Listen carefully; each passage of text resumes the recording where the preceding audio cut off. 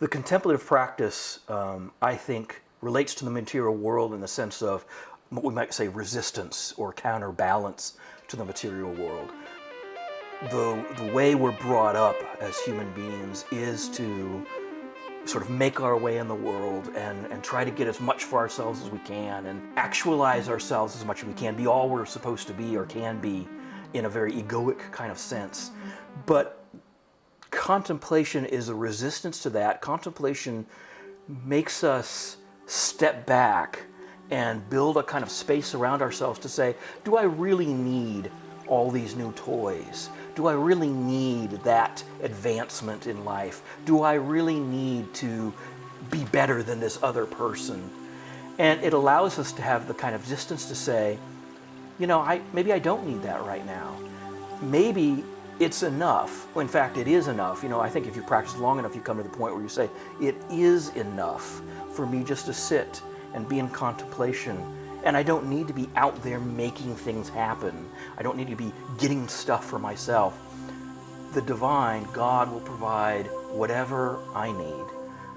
And I can let that go, that need, that grasping go.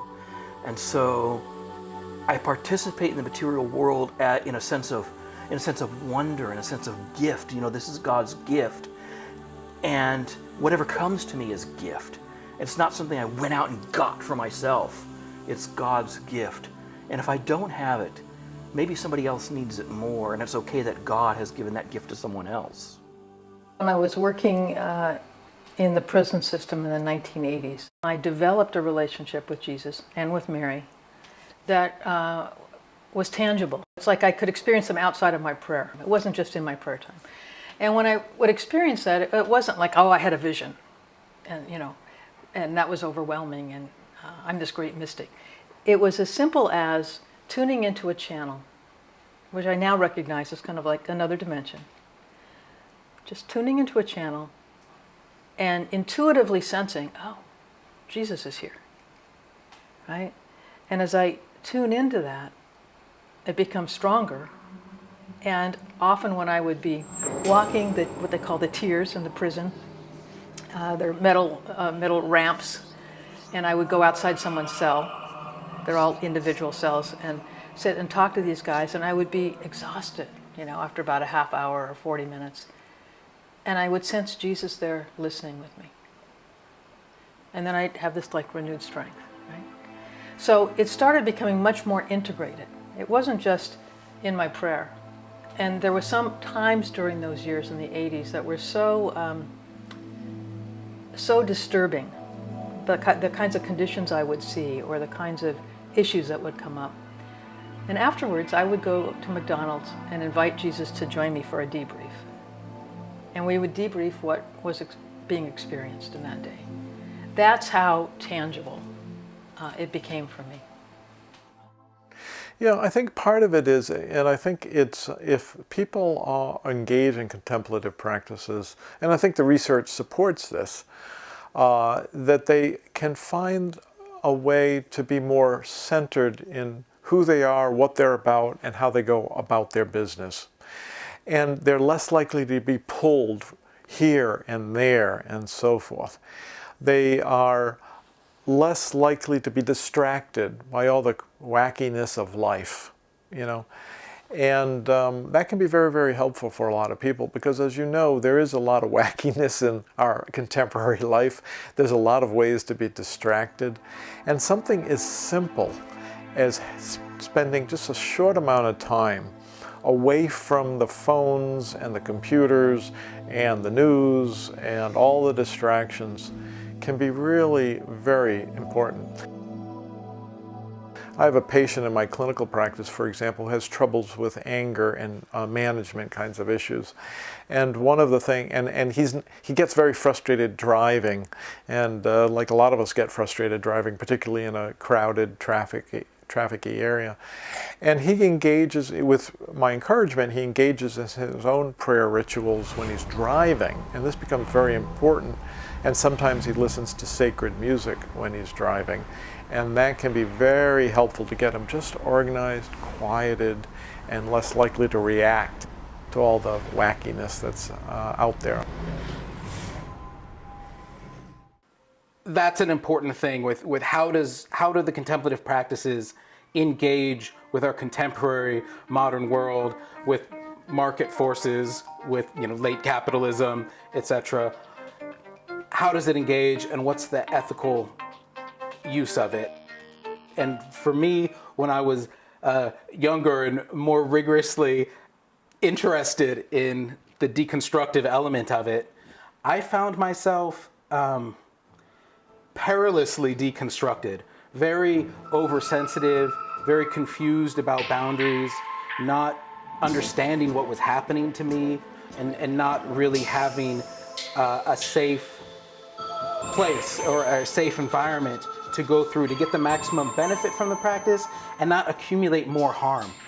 And for a number of years, I lived in monasteries and retreat centers and such, and I met a lot of people who would come to these places, and they were pretty destroyed.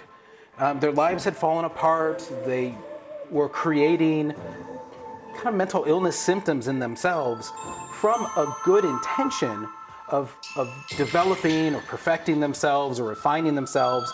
But the effect of applying the methods they had received was it was destroying their ability to just be a functional adult in society. And so I have a lot of concern around the use and how, again, our contemporary modern society is engaging with these ancient practices.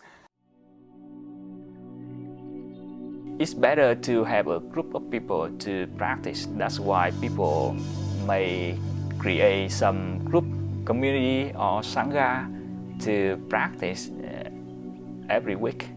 It's better because when we gather, we generate the energy of collective contemplation or mindfulness. So it really works.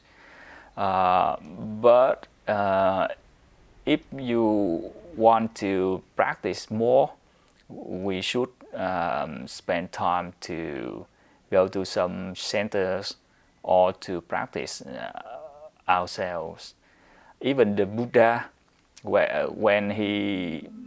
even after he became enlightened, a Buddha, he still practiced meditation every day, like sitting meditation, walking meditation. And every year he spent 3 months to practice. We call Rains retreat. So 3 months in the summer for intensive practice of contemplation, meditation. And also he practiced solo retreat, meaning that he lived in a hut privately and only one person who brought the food to him could see him for like some weeks or even more. So it depends on how we want to achieve the higher level or just enough for the busy life. For myself, I'm not as interested in the leave the world. There are plenty of meditations that do that. I'm more interested in how do I make peace with myself in this world. That's what these practices have really brought to me. So for example, I meditate on the bus all the time. That's like my best meditation. Because there I am surrounded by a mishmash of humanity. You know, public transportation is not particularly elevated. All right, it's a place where I can choose to like stare at my cell phone, or I can choose to look at each person and remember you're created in the image of the divine. You're created in the image of the divine. And move my way all the way around the bus, just kind of like holding that piece of our tradition, that one little pesky line of scripture, right, that is super egalitarian and really hard to believe. It's really hard to believe walking through our world that every person is created in the image of the divine if I'm mapping my desires on the divine to be kind and wonderful and, intelligent and, fair and brave and all the things that I would like the divine to be. But our tradition teaches us, no, actually, y'all are manifesting the divine. Each and every one of you are manifesting it. So that's a pretty broad brush. So how do I get in tune with that?